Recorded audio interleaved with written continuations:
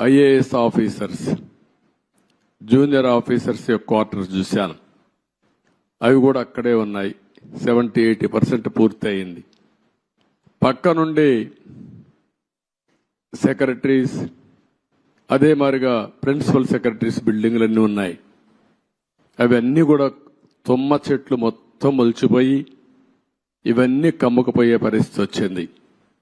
పక్కనే హైకోర్టు వస్తుంది. అక్కడనే అడ్మినిస్ట్రేషన్ కోసం 5 టవర్స్ ని ప్రారంభించాం.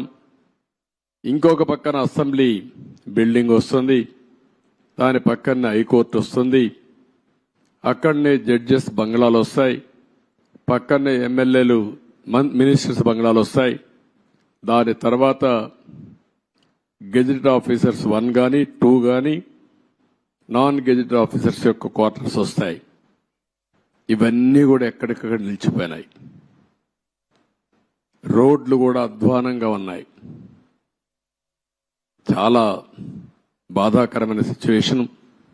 రాష్ట్రంలో ఉండే ప్రజలందరూ అర్థం చేసుకోవాల్సింది, ఈ విధంగా ఉండవలసిన రాజధాని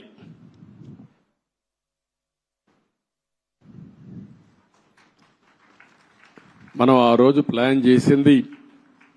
నేను మళ్ళీ ఒక వైట్ పేపర్ ఒకటి రిలీజ్ చేస్తాం. అందులో డీటెయిల్స్ అన్ని పెడతాం. ఈరోజు నేను ఫస్ట్ టైం వచ్చింది రాజధానిని చూడడానికి వచ్చాను. ఎక్కడున్నామో అధ్యయనం చేయడానికి వచ్చా. భవిష్యత్తులో ఏం చేయాలనో ఇక్కడ అమరావతిలో ఉండే రైతులే కాకుండా రాష్ట్రంలో ఉండే ప్రతి ఒక్కరూ సజెషన్స్ ఇచ్చే విధంగా ముందుకు పోవాల్సిన అవసరం ఉంది. తొందరలోనే ఒక వైట్ పేపర్ కూడా పబ్లిసైజ్ చేస్తాం. ఒక వైట్ పేపర్ పబ్లిసైజ్ చేసి ప్రజలు అందరూ కూడా చర్చించుకోవాల్సిన అవసరం ఉంది. నేను ముందే చెప్పాను, ఇది ఏ ఒక్కరి కోసమో కట్టే రాజధాని కాదు.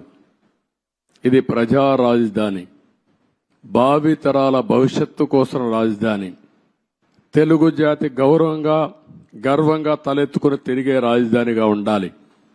అదే సమయంలో ఇక్కడ అమరావతి రాజధాని వస్తుందంటే విశాఖపట్నాన్ని ఆర్థిక రాజధానిగా తయారు చేయాలని, కర్నూలుని ఒక మోడర్న్ సిటీగా ఆధునికమైన నగరంగా తయారు చేయాలని, అదే మాదిరిగా అన్ని జిల్లా హెడ్ క్వార్టర్స్ కూడా ఏమేం చేస్తాం చాలా స్పష్టంగా చెప్పాం.